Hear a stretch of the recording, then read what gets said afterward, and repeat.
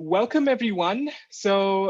This is the workshops that we've been conducting, part of the community-led activities at Covalent, where alchemists are actually presenting on like different things. This is going to be our third workshop, and the second part to the second two-part series of bringing NFTs to life.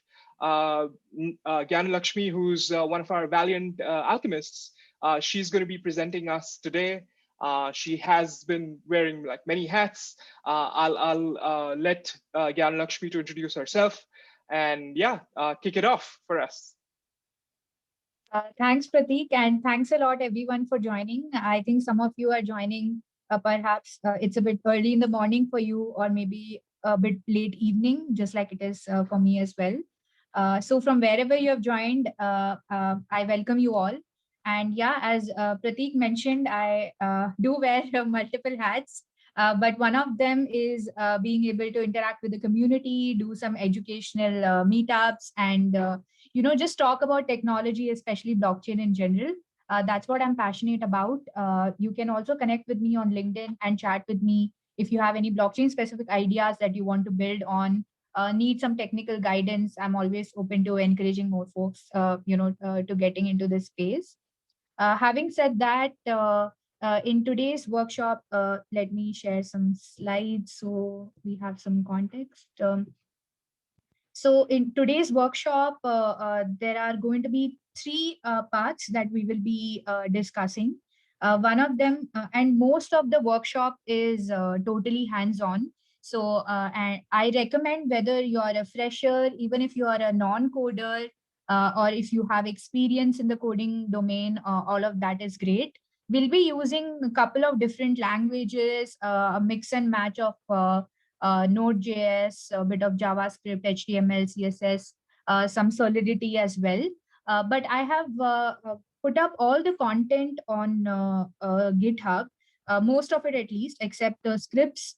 And it's a public open repository. So you can just download things from here and try it out for yourself, which is what I suggest throughout this entire workshop, because that's the experience for the workshop, for you to be able to do things yourself instead of maybe just listening.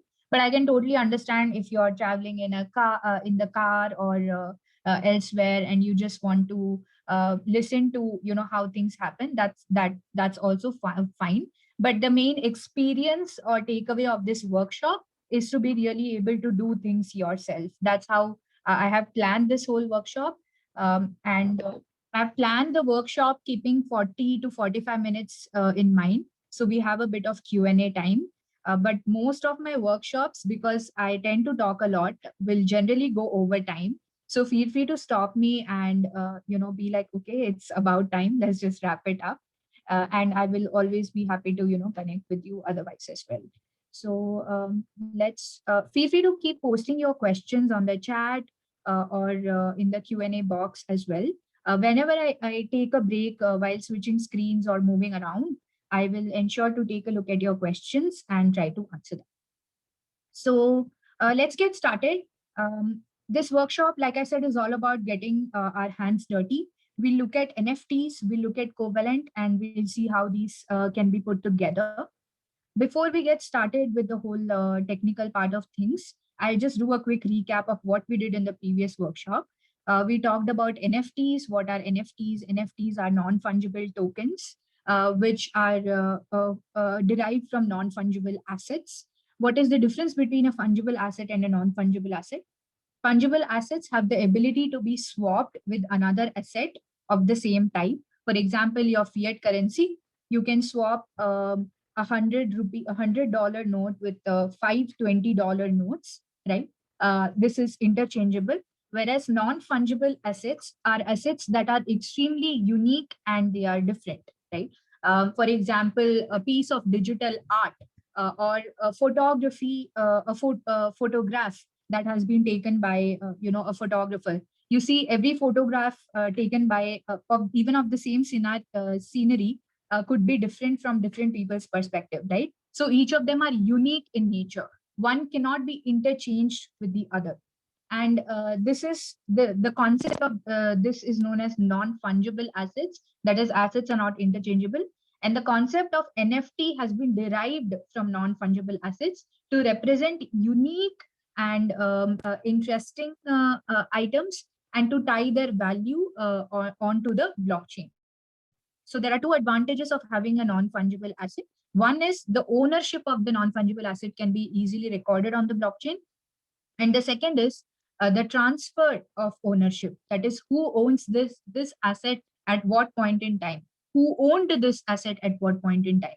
All of this can be recorded on top of blockchain, ensuring that there is transparency and immutability. So why Covalent? Why are we doing this workshop, and why do we use Covalent to in general? Why should we use Covalent APIs, right? One of the primary reasons is that blockchain data itself can be quite overwhelming. If we want to go through all the data on the explorers and figure out which transaction is most important to us, that may take a long time. And of course, for those who are fairly new, who are beginners, or even experienced coders, may find it difficult to extract data related to transactions or blocks when it comes to blockchain-based networks. It is becoming more and more. So the second reason, as you can see, is that it is becoming more and more important to derive insights on the performance of the various chains. Now, it's not just about deploying applications. It's not just about building dApps, but it's also about figuring out how fast your dApps are, how well are they performing, how much time are your transactions taking, what is the overall performance of your dApp. Getting some of these insights becomes more and more important as decentralized applications are becoming more and more mainstream. This is where Covalent comes into picture. The third, of course, is if you want to build interesting applications like wallets, or some kind of P&L dashboard, profit and loss dashboard for crypto traders or people who constantly interact with protocols. We can use the Covalent APIs to get aggregate historical balances, calculate the profit and loss across various protocols, and have them all in one single dashboard. The last and one of the primary reasons we are here today is that NFT metadata is becoming more and more important, as there are a lot of NFT applications that are coming into picture. Now, this NFT metadata and related transactions can be analyzed and recorded using Covalent APIs. Just to reiterate the architecture of how Covalent works and how the technology works. By the way, this image, I don't hold credit to this. One of our alchemists has created this beautiful image, and I always find it very helpful to work with this. As you can see, if you are reading this image, you must read it from the right side, from a developer perspective. So at the rightmost, you see the API. This is going to be the touch point for the developers. The APIs are split into multiple classes. We'll take a look at some of these class A endpoints today. So the APIs are split into class A, class B, class C endpoints. The class A endpoints have provide data related to NFTs, your transactions, related to wallets, maybe even P&L that you can derive from there. There's class B and class C API endpoints. So developer hits these API endpoints while you're building your dApp. Then Covalent does its magic, as you can see, and connects with the different nodes based on the chain ID that you are providing as one of the parameters. So Covalent will get the data from the respective chains and feed it back to the API as a response, which you can directly take into your application. So now that we are here, let us understand quickly the life cycle of, I wouldn't say, yeah, in a way, life cycle of NFTs and what we are going to do today.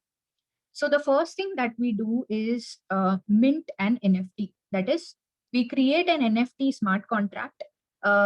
Before that, we need to store the NFT image and the metadata somewhere, right? This NFT image and the metadata is going to be fed into your ERC 721 or whichever standard of smart contract that you are going to be using.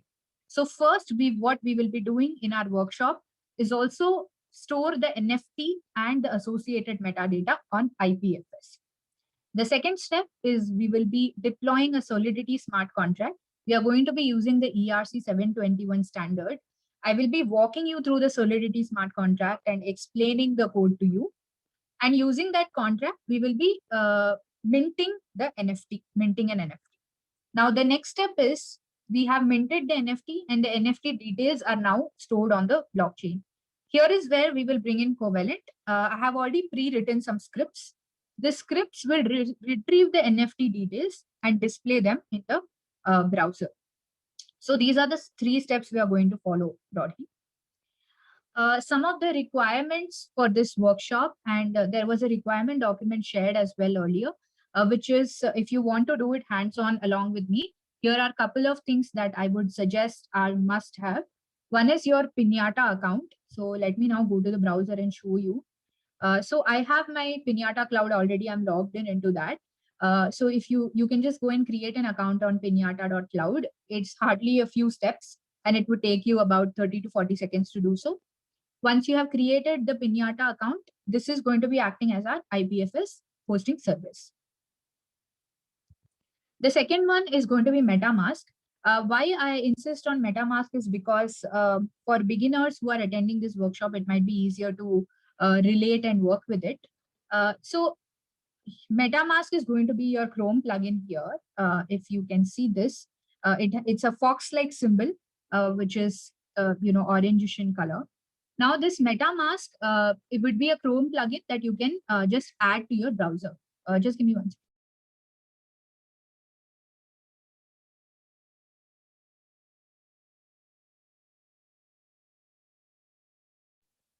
All right, sorry, there was a bit of background noise that I had to eliminate. Okay, so MetaMask is your second requirement, which is going to be a Chrome plugin. So if you just type like MetaMask and then MetaMask Chrome plugin, you should be able to get that and immediately install it. And once you have MetaMask, what you need to do is you need to follow this doc, setup instruction to add the Avalanche testnet to MetaMask. So you should go to Fuji testnet settings and add the network to your MetaMask. I am trying to go to chat, but unable to do so.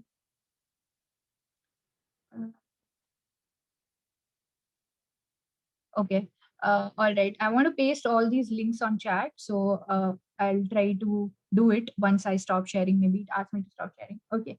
So this is the link that you need. And the second part, the Fuji testnet settings, you need to import this entire thing into MetaMask. So let me show you very quickly. You click on MetaMask and then I have already done it, Avalanche Fuji C chain, but you click on custom RPC and then you copy the parameters as it is: network name, the RPC URL, chain ID, symbol, block explorer, URL. So this will be very important for us going forward. So this is one of the steps. Once you have created a MetaMask account and added Avalanche Fuji testnet on it, you need to copy your testnet address and paste it here, like I have done already, and get some test AVAX from the faucet. Why do you need test AVAX? You need test AVAX so that you can use that to deploy your contract onto the testnet. So once you copy the address over here in the faucet and request for a couple of AVAX, right? It is going to send this into your account. Now I already had a couple of them. I've already set it up for the workshop, but you can do this and then you should be set. Now for the IPFS, as I have shared the GitHub link, I have uploaded the contract code, the picture that we'll be using as the NFT, as well as the related metadata. You can rename this and you can download all of these individual files or you can download the whole repo. For those who are new to GitHub, I would suggest to just go to this link and download the files as it is. Once you click on the file, you can download it. So this is pretty much what we would need to get started. Sorry, one more thing that you would need is to be able to get your API key. So you would need to go to covalenthq.com. And once you are here, it asks you to sign up. If you have already signed up, you can sign in and you know how to get your API key. But if you haven't signed up, this is again, it would take you a minute or so you need to sign up, verify your email, and you will get your API key. We need this API key to be able to make the calls to the API endpoints. So I will give 2 minutes to all of you to get this set up, and then we will get started. Or if most of you have already set it up and feel like we are ready to roll, then we are ready. Meanwhile, give me a minute. I will post all the links here.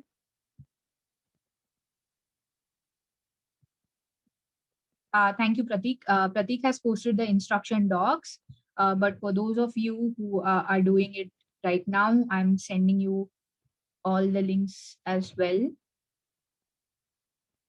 So, okay, pause it, then go to HQ.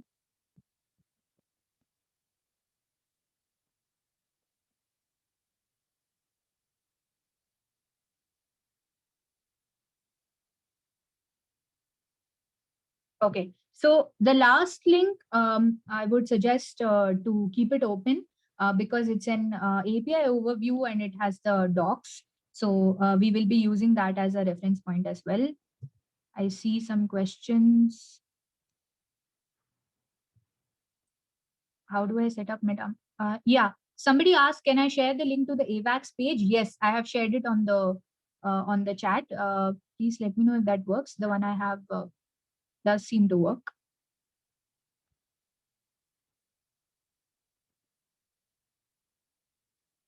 All right. All right. So it is about 20 minutes. We are about 20 minutes in the workshop. So I think we need the rest of the time to, get the ball rolling. So I will start. Please try to follow along with me. And we will break for 2 minutes after the Solidity smart contract overview. Till then, I will keep going.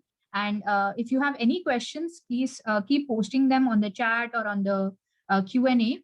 I'm not going to start Solidity from scratch. This is not a Solidity workshop. So I'm just going to go through the smart contract just to explain how this particular smart contract is working. And of course, you can, we can always chat about Solidity offline, or maybe we'll do more workshops. So let me get started. I would need to.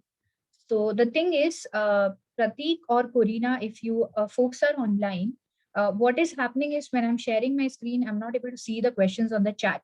So if you feel like there are any red flags that you need to raise, please raise them immediately. And you can stop me also, no worries. And I will try to resolve. Sure. Thanks a lot, Karen.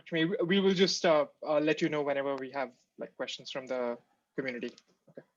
Sure. Okay. So let's get started. All right. So the first thing, as we discussed, is that we would be uploading our image and our NFT metadata onto the IPFS. Okay. So here is my Pinata account, which I have already created. It is a simple upload. I'm going to click on this upload button and click on file. I have already downloaded a test image for the workshop. So I'm calling it nature. Now I'm going to click on open. There is an image that is, this is the one that I'm going to be using. So I'm going to call it, I'm going to call the image as nature. So this is the custom name that I'm giving for pin. Now I won't be explaining the whole concept of IPFS. So, but IPFS, just to summarize, is a decentralized storage, is used for decentralized storage, and Pinata is one of the platforms which allows for decentralized storage. What happens in decentralized storage is if you want the storage to be persistent, you need some platforms which can pin the storage. So you can come back and take a look at the storage later as well. So here it asks for a custom name for the pin, which I'm going to give it as nature because that's the name of my image. I click on upload and this particular image will get uploaded. Now the next thing, okay. So now let us click on this and see the URL for this particular image. Okay, so you can see that this is a IPFS URL for this particular image. So this image is now stored here on IPFS.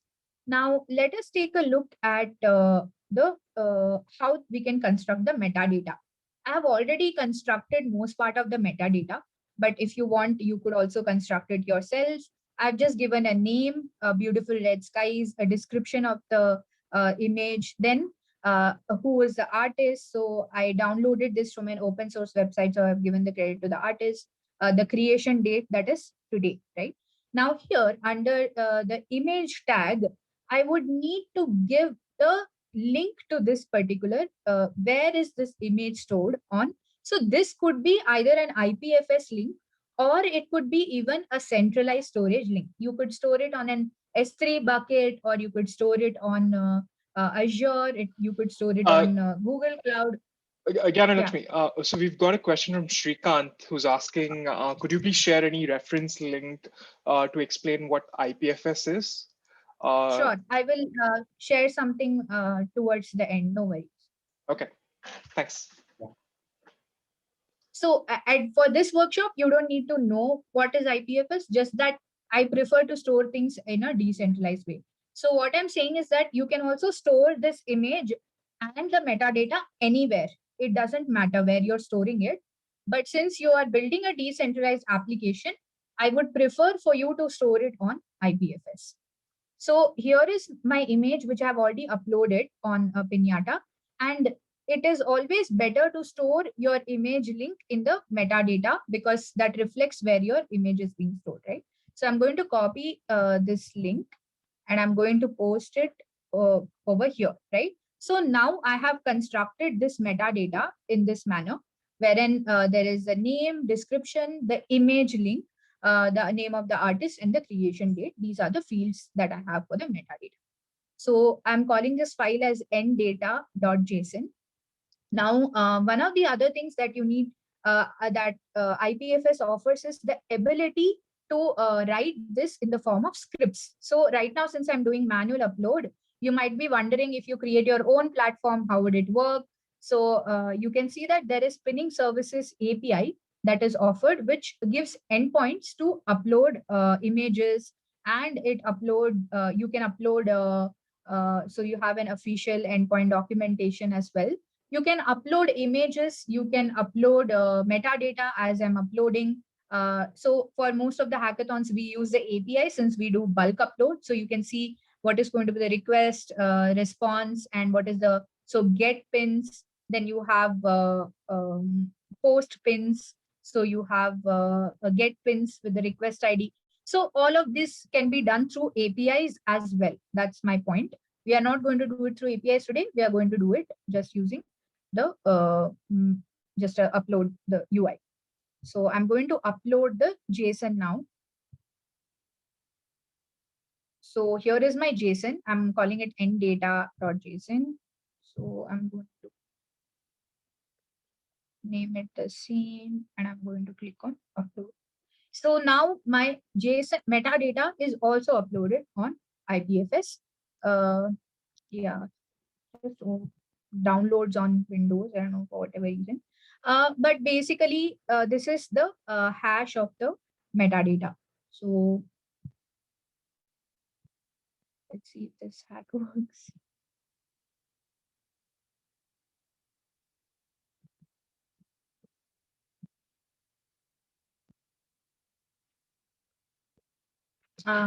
Okay, yeah, it just downloads. I don't know why it's doing that in Windows.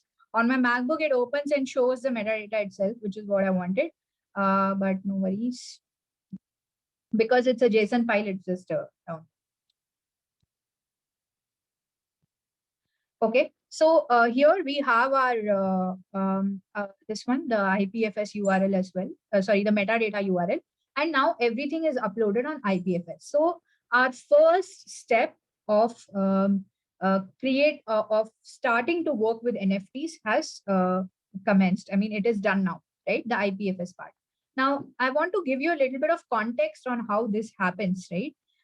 So here is a Rarible website, which is an NFT marketplace. And I have just connected to the testnet, that is Rinkebyte. And you can see that when we want to create an NFT, so I'll show you an example of a single NFT. All of these details are collected from the user, like an image. Then there is, if you want to set the NFT up for sale, then how much, then is it going to be an ERC 721 or their own collection? What is the title of the NFT, the description, the royalties, some other advanced settings like properties and alternative text. So this particular image, what we have done is we have created this image by uploading on Pinata. We have created a placeholder, a storage. And for these things, we have, except for the price, for the other things, we have created a placeholder in the form of the metadata. So now our next step is going to be the contract step, right? So now we have the, so the first one is we have uploaded the image on Pinata and we have gotten the IPFS hash. Now we are going to upload the metadata. We got the IPFS hash of the metadata as well. And the next step is going to be deploying the ERC 721 contract on testnet using this particular data that we just got, right? So, okay. So here is my contract. Sorry for any background noises. My family is very noisy after 7 p.m. at home. Okay. So now what I'm going to do is I want to post this remix link on the chat yet again. Okay. So this is an online editor using which we can write our Solidity smart contracts, which can be deployed on Ethereum or any other EVM compatible uh, uh, chains which accept Solidity. So you don't have to install anything at the moment. This is just an online editor. So I have sent the editor link on the chat. And if you go to GitHub, you will find the Solidity smart contract code as well. You can download that contract and paste it as it is on your Remix editor. You don't have to do anything. You don't have to write the contract from this stage. So we try to just, okay. So are you able to see my Remix editor?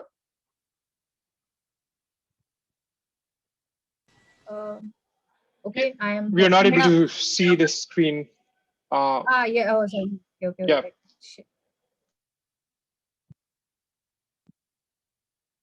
Okay. Are you able to see my Remix editor now? Because yeah. I have started. All good. Yeah, all good. Yes. Okay. Great. So if you are a non-coder, don't feel intimidated with this code. Just go to GitHub, copy paste the Solidity file, open this Remix editor. I mean, copy the Solidity file code, open this Remix editor and paste it here. If you have done all the previous steps, you should be able to get through this contract very smoothly. On MetaMask now, I'm going to move to my Avalanche FujiC chain, right? And I'm going to open my account where I have already filled up with some dummy AVAX. All right. I hope everybody set until here. Now, this is one of the most important things, that is your own smart contract. Okay. What we are going to do is, what we have done in this smart contract is we have used the ERC 721 standard.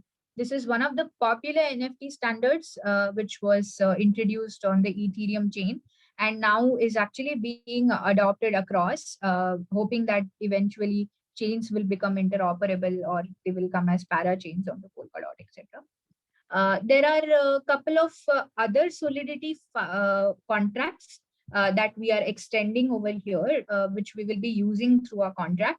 I will explain those. The ERC 721 URI storage.sol is a contract which is primarily for which encompasses the ERC 721 and would also be used for setting the URI. So the token URI, as we call it, is the metadata that we would need to set. That's why we are having dependency on this contract as well. For those who are fairly new to Solidity, .sol is the extension for any Solidity smart contract. And all of these files that you see, so Open Zeppelin is one of the libraries that allows us to write upgradable smart contracts. So I have imported the existing smart contracts which are already available with Open Zeppelin. So I'm using Solidity version greater than or equal to 0.8.0. And let's get started. So the first line here for the contract, the line number 10, if you have copy pasted the same contract as what I had written, indicates that the smart contract name of our contract is going to be Covalent Demo. It is inheriting from ERC 721, extending whichever language you're familiar with, from the storage contract as well. So the properties of this contract we can be used in our contract, that is Covalent Demo. We are going to be using another contract called counters, just for having counters or indexing purpose. We'll be using this one. Now we'll be having token IDs for each of the tokens that we mint, for which we will be using the counter smart contract. Then we have item index and the sale price. So let's not go deep into item index. This is nothing but like a number of tokens that you want to mint per NFT. Sale price would be when you are setting up your NFT for sale, what price would you be providing? Now the constructor over here, this is initializing an ERC 721. That is, it calls the ERC 721 constructor. So when we deploy this smart contract, the constructor would be the first function that is called. What are you passing to the constructor? A name for your NFT and a symbol for your NFT. So when this contract is deployed, we need to pass a name and a symbol using which our NFT would be created, right? So you may see when you're seeing NFTs on different sites like Rarible, Mintbase, or OpenSea, you will see that they have a name. So because they are non-fungible tokens, right? And every token has a symbol and a name associated with it, right? So your Ether token has ETH symbol. Similar to fungible tokens, non-fungible tokens also have a name and symbol associated with them. So here are there are set, sale, and buy token on sale. These functions we are not going to be working with today. So let's directly go to the function that is important for us. That is mint with index. So once we deploy this smart contract, it doesn't mean that a particular image, a particular unique entity becomes an NFT. No, there are two steps to creating an NFT. First is deploying a smart contract and getting an NFT address, which we can do once the smart contract is deployed on the chain. Once we get the NFT address, we mint tokens that would get associated with this particular NFT. That's why in Rarible, when you see these two options, there is one option called create a single NFT or create multiple NFTs. How can we create multiple NFTs, or how can we create a collection of tokens under one NFT? We can deploy one NFT contract and then mint multiple tokens for that particular associated NFT. That's how we can create a collection. In today's workshop, we'll just be creating one NFT, one token. We'll be minting one token, creating one NFT. So in this, we would need a to address, that is, to whom should this NFT token be minted. The index, if we would like, we can actually eliminate this index. All right, so we don't need an index because we are by default providing a token ID here. This is the second and important parameter, that is the token URI. The token URI is a parameter that is set along with the token when we are calling this particular NFT. So we have a function called set token URI, using which once the token is minted, there is a token URI associated with this particular token. Now this token URI for us is going to be the link to the metadata of this particular token. This is the information that will be recorded on the blockchain and which can be retrieved from the Covalent API. So all we need to mint the token is an address, a to address, and a token URI. The item index was something I had used for I had some other problem statement, so I needed an item index, but at the moment we don't need it. This get item index is also not required. And the get sale price is if we put up an NFT for sale. If you're interested and if we do have the time, I'll show you that as well. Now, to deploy this contract, what I'm going to do is I'm going to change the environment because I want to deploy my contract on the Avalanche Fuji C chain. How do I do that? I can, once you click on the environment, you can choose this option called injected Web3. So the injected Web3 will inject whatever account is selected for you on the MetaMask. So here I have selected this Covalent workshop. So this is what it should have injected, but seems like it has injected the main net for me, that is.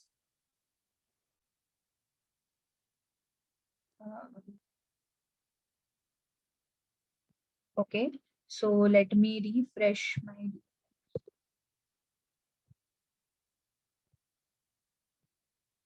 Okay, I will go to Avalanche UGC chain. Okay, Covalent workshop. Okay, the contracts, Covalent demo.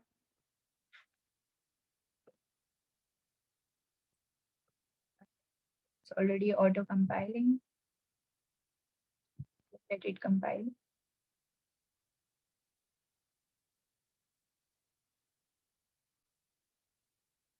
Okay, while it's compiling, why should we waste our time and just walk through these other functions as well?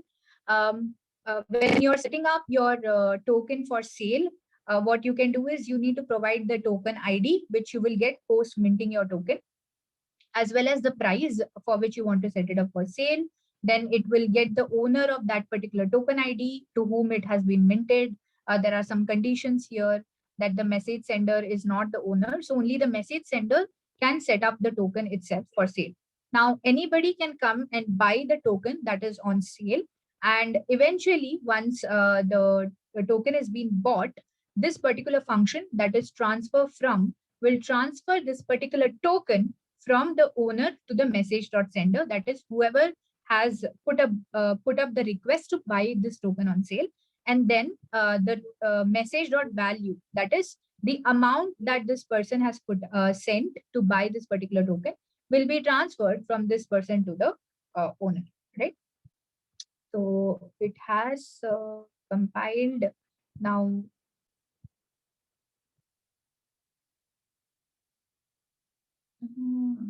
Don't know why it's not taking the UGC chain. Meanwhile, Gyanashmi, so we've got like one question, or it's like more of an error while compiling. Charlie Torres, he's saying he got an error while compiling. So like maybe. What is the error? Okay, I will take a look.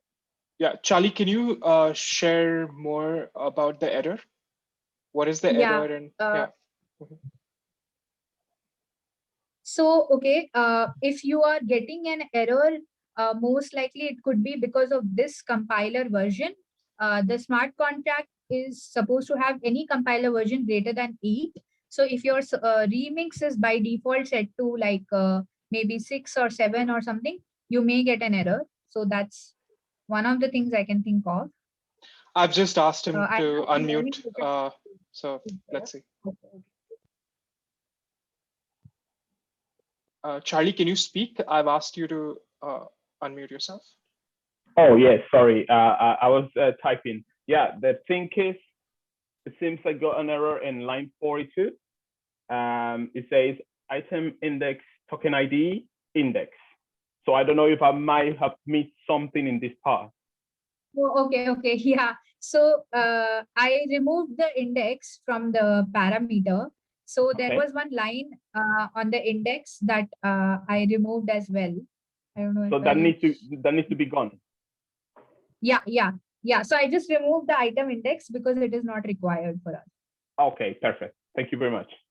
Thank you. Okay, no problem. Thanks, Charlie. Yeah, sorry, I keep making the last messages.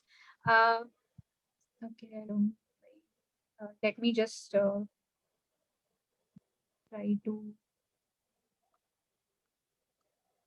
Okay, MetaMask. So for those for whom this is working, like if you're able to connect your, you should click on injected Web3 and it should show your MetaMask. It should get connected to your MetaMask. and it should show up. This particular address should be shown over here in the account section, and it should also show you what is the balance that you have. That is, I have 80 AVAX, so that should be shown over here. Ideally, it should happen, but for me, because this is hands-on, so anything can happen. I will try to refresh this.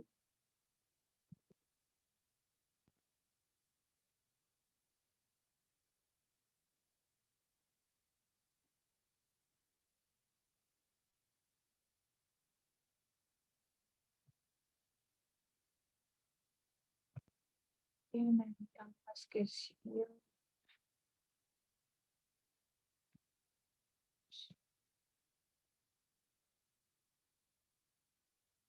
It is connected to this. Avinash will be speaking.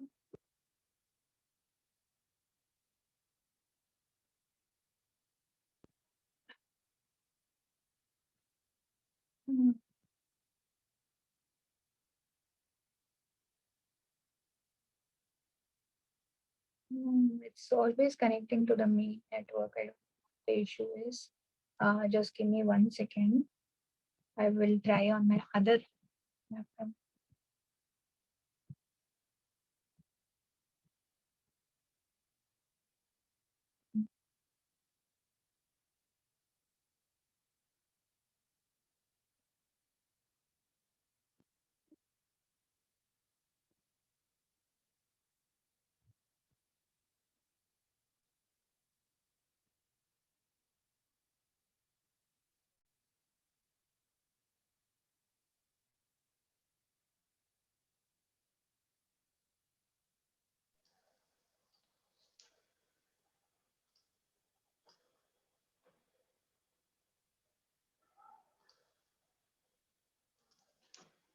So guys, while Gyana is switching laptops, if you guys have any questions, please feel free to put it in the chat.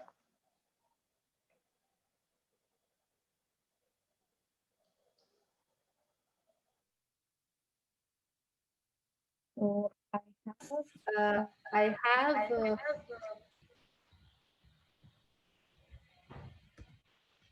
so I have this Avalanche Fuji C chain here. Let's try in this. Yes, yeah, you need to share your screen. Kind of.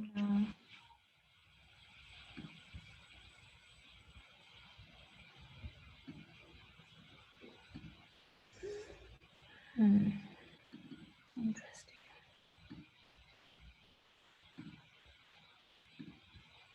Okay, I have the same setup here. I have this Fuji C chain, as you can see. I have some test accounts. Oh, sorry, this is the main net.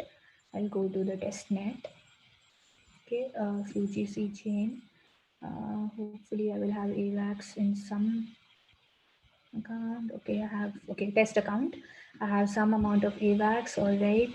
So,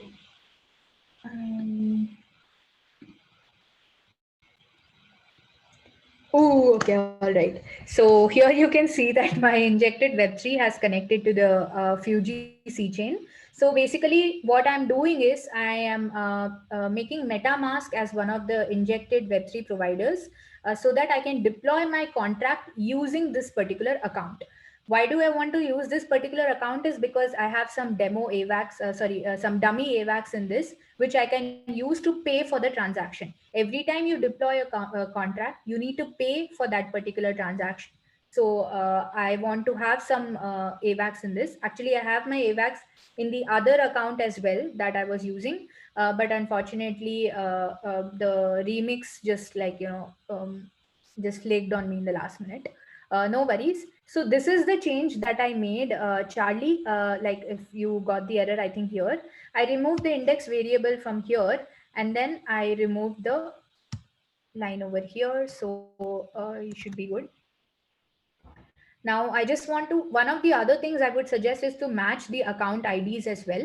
So you see 0x5d5, whatever. So I'm happy because the balance is reflected, but you would also want to match your account addresses. Like here it is starting with 0x5d5 and ending with 05cd, and it is the same over here as well. So we are on the right path. Now, what we need to do the next is to be able to deploy our contract.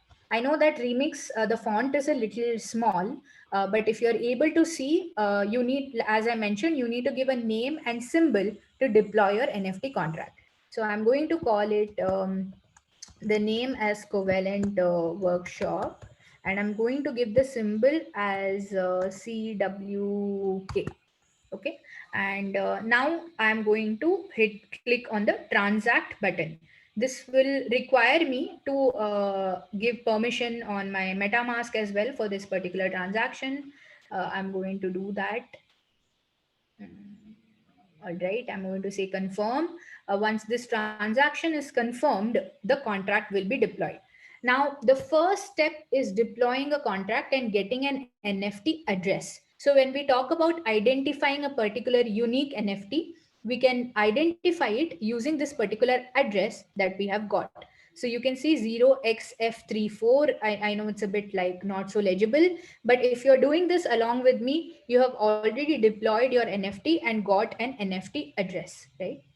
You can copy this and then, take a look at this later in the using the Avalanche Fuji Explorer as well, Test Explorer.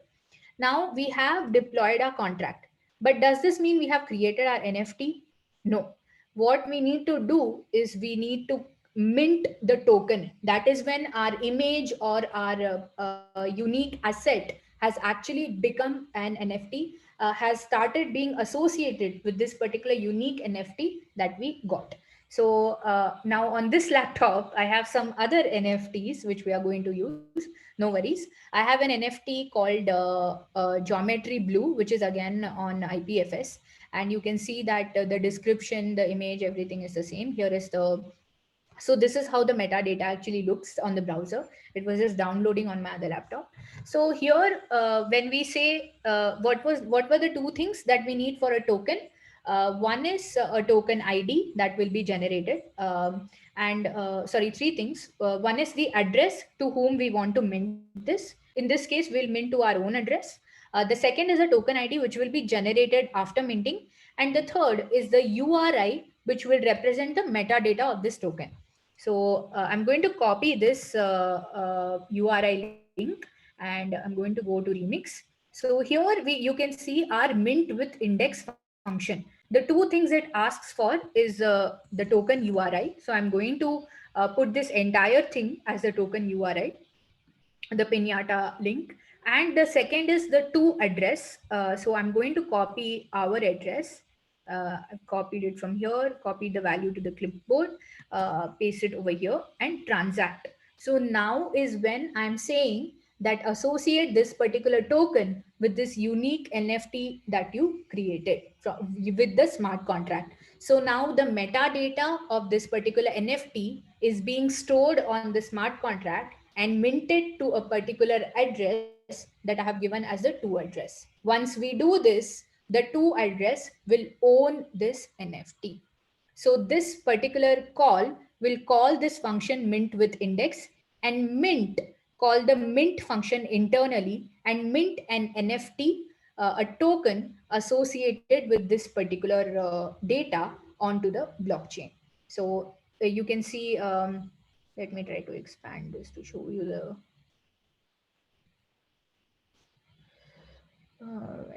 All right.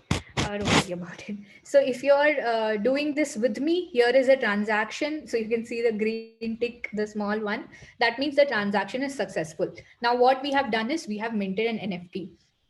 How can we add this NFT? So if we take the address, I've copied the address now, and I go to my MetaMask, right? And I can open my particular account to which this NFT was minted. Under assets, I can add a token. I added the token contract address of the NFT that I minted. You can see that it gave me the symbol CWK that I used.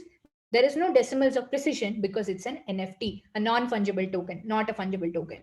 Now I did next. I have minted one CWK, so I'm adding this token. So you can see now we have created an NFT using a smart contract, and we have minted one token out of this NFT.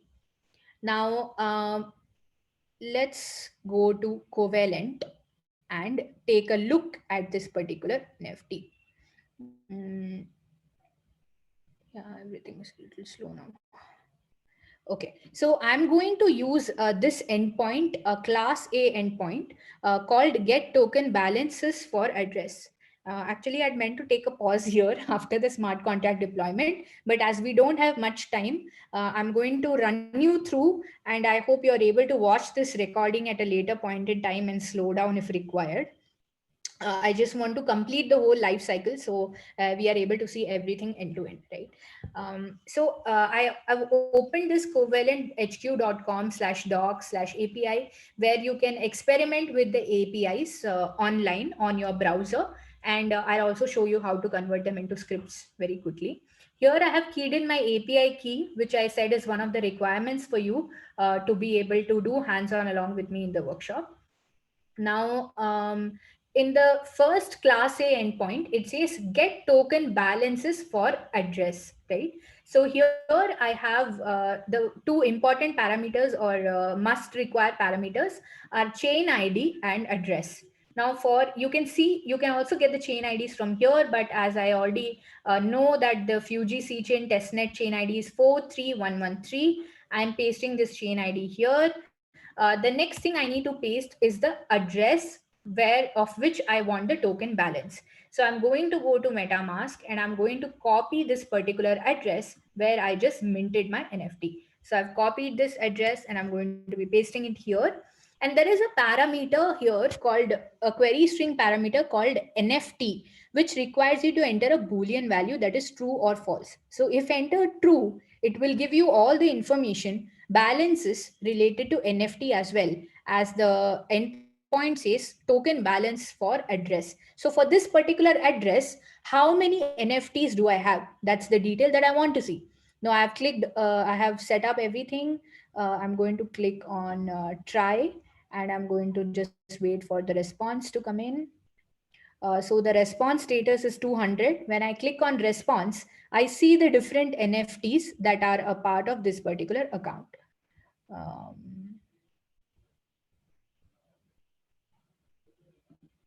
Okay, let's clear this and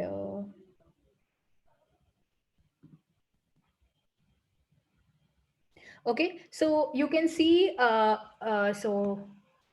so you can see the different items for this particular account, like what and all does it have. I have some other ERC20 tokens as well on this particular account.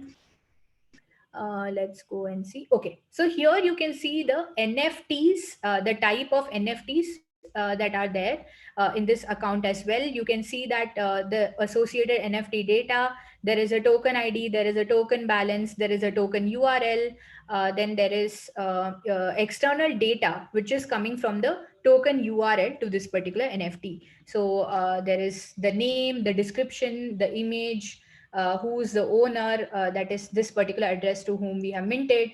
Now we can see our own NFT that we minted as well. So the contract name was Covalent Workshop. The symbol that we minted was CWK. The contract address is generated.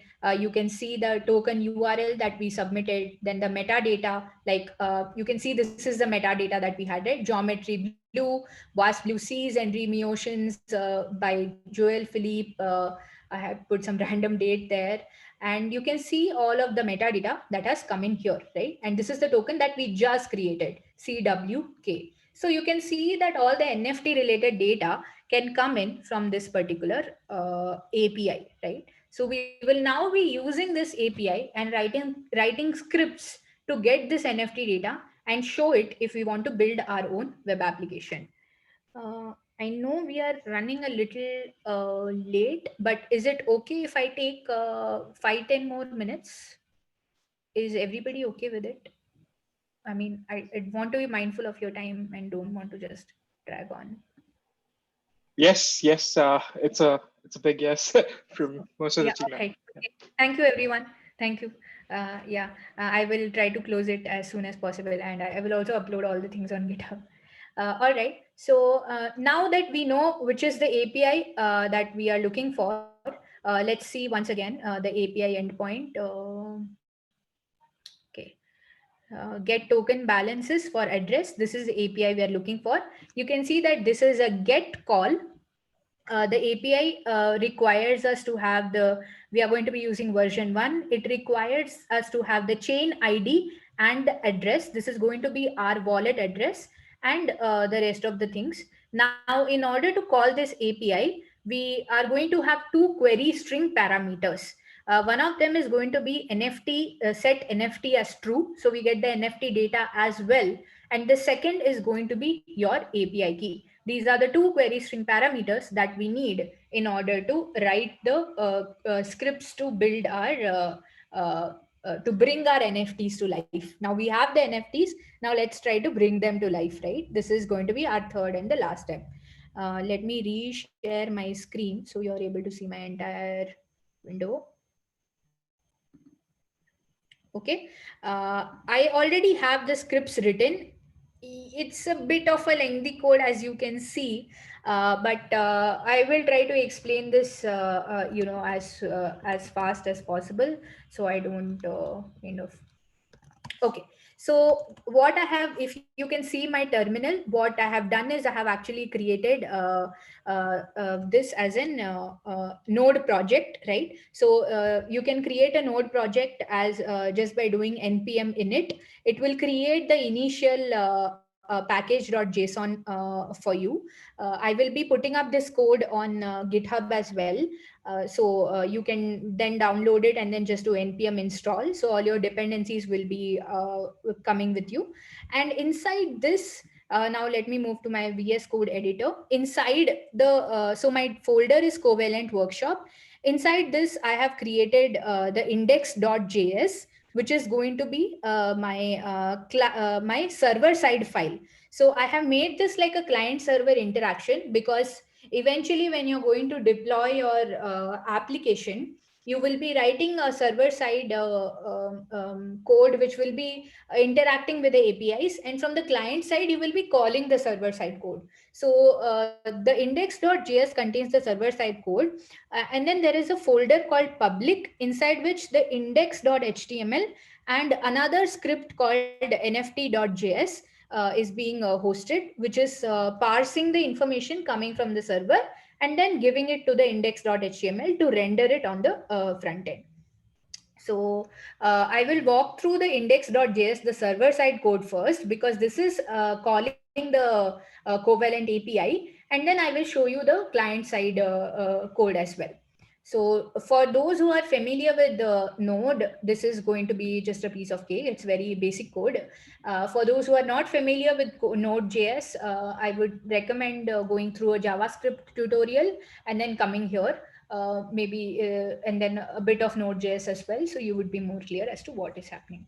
So here we have Express, using which Express.js is one of the libraries provided by Node, which we will be using for making the server-side connection.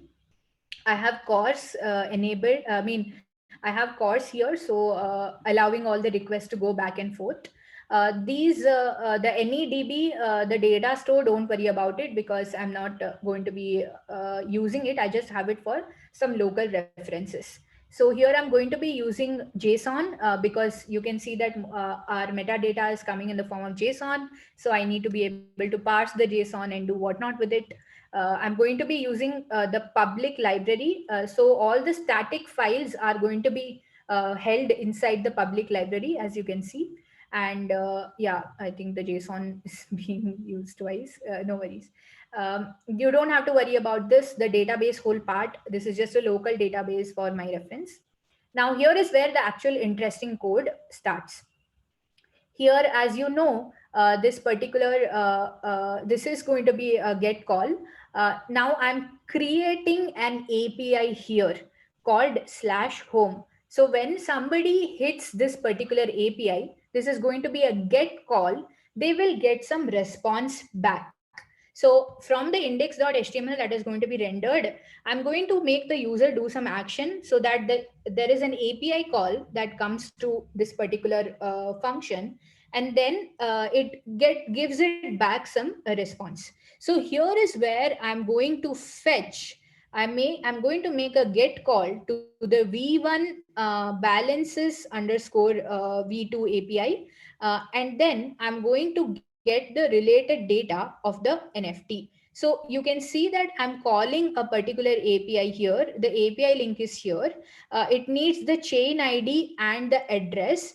And you can see that balances underscore v2. It needs two query string parameters. NFT is equal to true and key is equal to my API key. So I'll try to copy paste this, except my API key.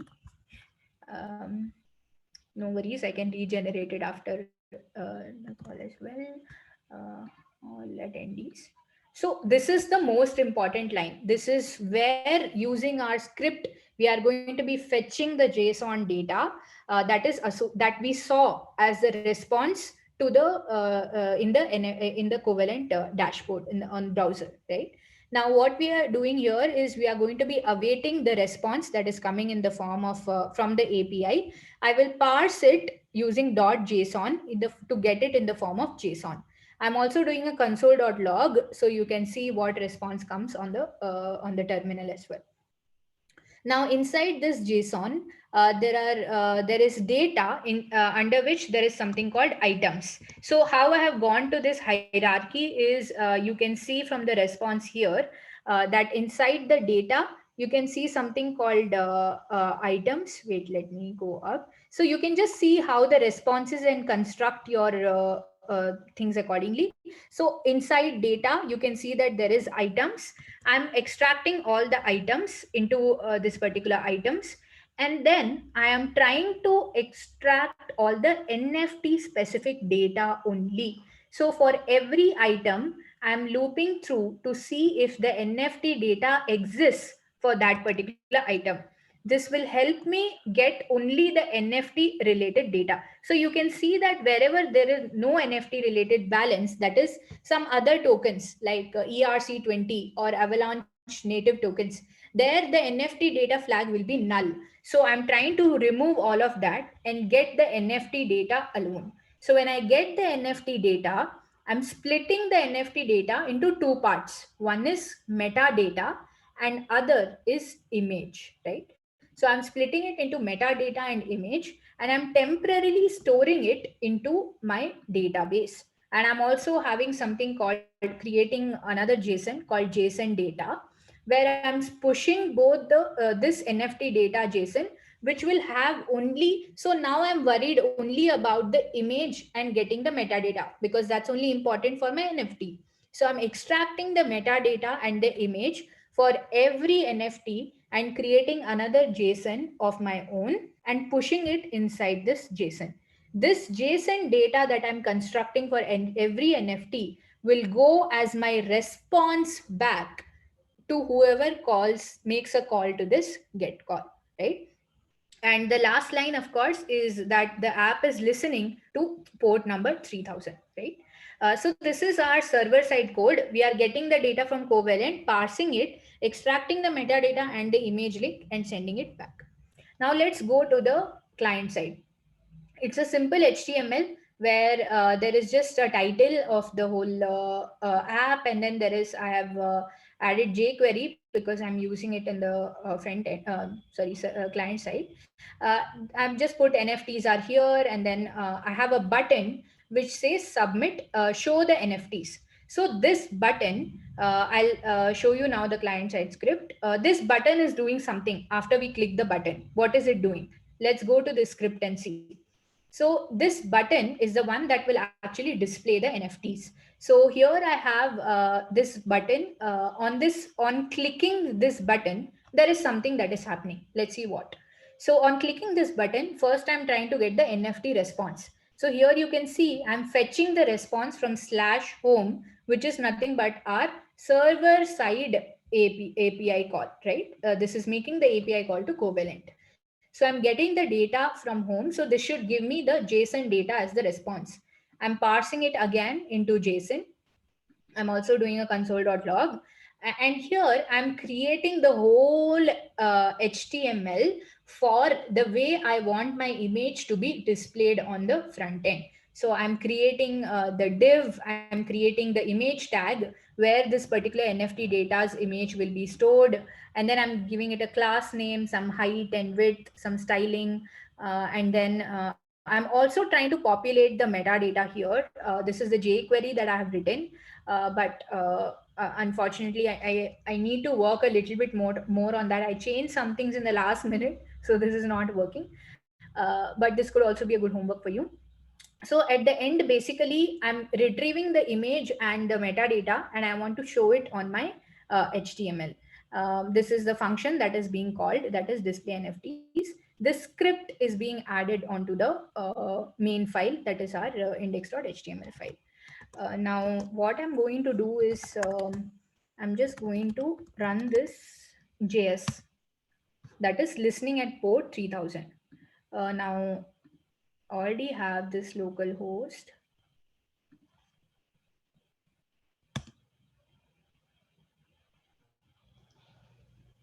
Nyana, quickly, we have a couple of questions. So you One can from see that there is a button here, ignore all this. I think because the server was not running, it has started showing all this. So you can see that here I've navigated to localhost 3000, and on my HTML, I just had this NFTs are here. Now, if I click on show the NFTs, ideally, keeping fingers crossed, our NFT should appear here. So I've clicked over here. Something is happening. Okay, great. So don't worry about all of this. It's just sometimes going crazy due to course. But basically, the NFT image itself has appeared here. I clicked on show the NFTs. So what it has done is it has made a call to the backend. It has parsed the whole JSON, and it has taken just the image URL, and it has displayed the image here on the front end. So the same thing, if you see, this is the metadata that we used, and here is the image URL. I'm going to copy this and paste it here.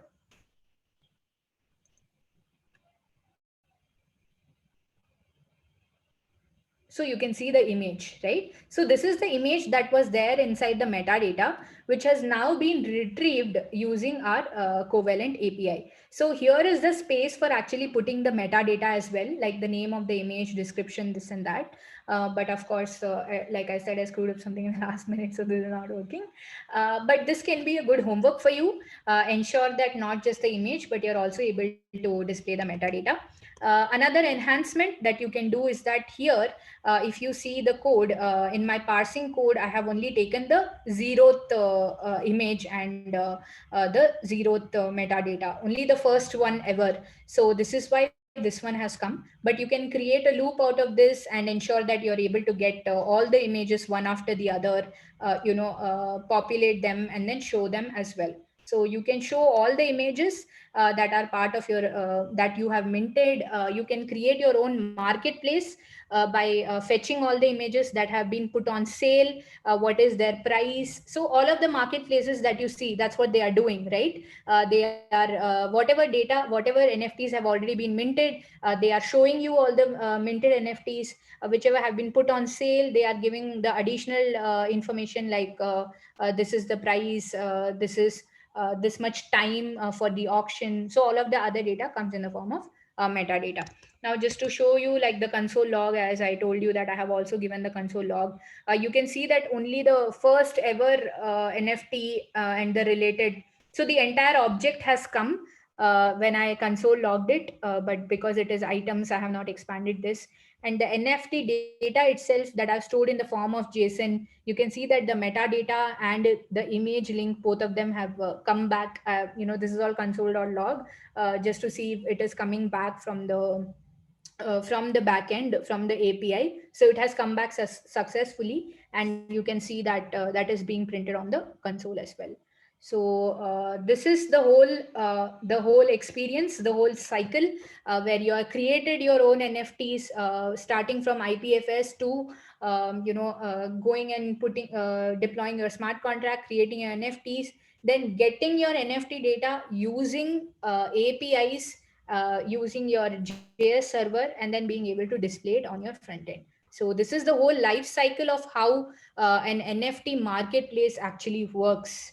Yeah, this was all that I wanted to show in today's workshop. Now I'll just go back to the chats and see if there are any questions. Okay. Yeah, so the code currently, the script code is not available on GitHub because I was making some last minute changes, so I decided to upload it a bit later. But I'll do that post this workshop. So you can take this code.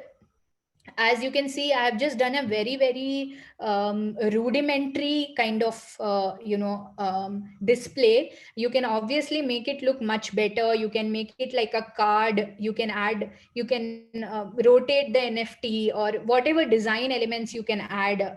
You can create a new HTML page and ensure that it is redirected over there. Here I just wanted to show like a simple HTML JavaScript kind of thing, so I didn't add much CSS to this. I will be adding the script code to GitHub. So feel free to take this and make the required modifications that you would like. If you're able to make the modifications and make it more beautiful from a CSS perspective as well, do share with me or tag me on Twitter and share that you were able to complete the entire workflow. I would be really happy to see that. Any CSS tips, most welcome to share with me. I'm not that great with CSS. So here is my Twitter ID as well. So feel free to modify the code and fork that or whatever you would like to do with this. Yeah, that's the NFT question. The database entry is just temporary. Yeah, so in my code, I have had a temporary database entry, yes, just because I'm using that database entry to actually later display on the console. I was doing some debugging, etc. But if you see, I have actually not used the database in my code. It's not required. What I have done instead is I have used a variable called JSON data, in which I have populated both the image and the metadata. I'm sending that as the response. I had my DB because I was doing some other tweaking around. I was playing around with it, so I have the local database. It is not required to have a database entry since all of your data is already on IPFS. And whenever you need to retrieve the data, you can use Covalent APIs to do so. So you don't need to actually have a database. Awesome. All right. Yeah, that was pretty much it from my end. If anybody has any questions, not just during the workshop, but I mean, I know some of you already asked, but if you have any questions later on as well, feel free to chat me up. Oh, wait, there are some questions on some good resources to get started with NFT. Yes, I can share some. We did an NFT workshop as a precursor to this workshop. So you can find a lot of information there as well. But if you're able to message me either on Twitter or on LinkedIn, I can share a couple of talk links that I did earlier on NFT as well. Maybe if that's of help, I can definitely share those recording links. If there are any other questions, I can take. Yeah, I know I've already 16 minutes past the time, but it happens like in a hands-on workshop. I generally tend to just overshoot the timing. But I hope everybody, yeah, reference that explains IPFS. Yes, I will share that as well. So IPFS and NFT related document. Okay, all right. I'll keep that in mind. Maybe I will share it with the team. They can put it up on Twitter. When can we expect the recording? I think it would take a week to process the recording, I believe. So I'm sure it will be shared by the Covalent team as they're able to get their hands on it.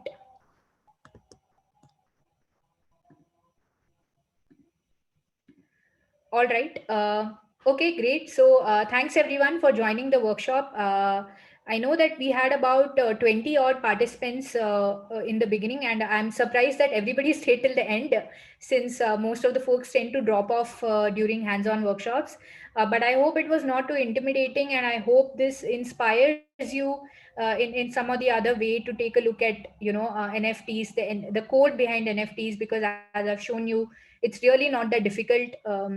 If you have a bit of programming knowledge, you can just call the Covalent APIs and get the data and just play around with it. You can do so much from a design perspective. I'm not a design person, so I wasn't able to beautify it as much, but I'm hoping that some of you who are on this workshop are able to take this code and beautify your NFTs. You can also actually use this code as is to work with the 1 million wallets challenge that is coming, that is already released recently. I believe it started yesterday. So you can in fact use this code as is, and whenever somebody posts their wallet address, you can show NFT related information on the browser for them. And of course, as I already mentioned, you can beautify it more using other design tools as well. So join the 1 million wallets challenge. You have already gone through the workshop, so you're already prepared to do most of the things. Probably some more APIs you would need to call and get the data and make some tweaks in the existing code. So thanks everyone for joining me, and thank you so much, Covalent, for giving me this opportunity to present today. I hope you all learned something during the workshop.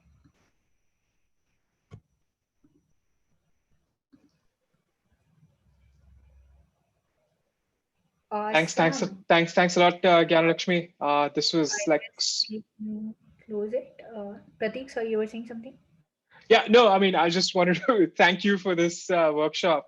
I mean, this was like super comprehensive, like in terms of like all things NFTs, and that what goes under like in the backend architecture and so on. I mean, like people should be aware that NFTs are not just JPEGs. There's a lot that happens in the background, which people need to be aware of. And we touched upon like various aspects today, which is like really good. In terms of like getting to NFTs like from using IPFS for decentralized storage, from like using MetaMask to getting Avalanche onto the MetaMask, and like in general, like just touching upon like different aspects. So yeah, this was like super comprehensive. I know someone asked when this video will be live. We will make this live as soon as possible. Just need to figure out a couple of logistics, but yeah, this will be live. We already have part 1 of the conversation on YouTube. You can go check on youtube.com/covalenthq. I'll quickly just plug in the chat so everyone can just go watch. And this video, so if you guys kind of joined in late or kind of missed it, you'll still be able to kind of watch it. Yeah, so thanks a lot, Gyanalakshmi, and we look forward to hosting more such workshops for the community, since this is a community-led activity. We want to thank everyone for like taking time and getting on Friday. So yeah, thanks a lot, everyone.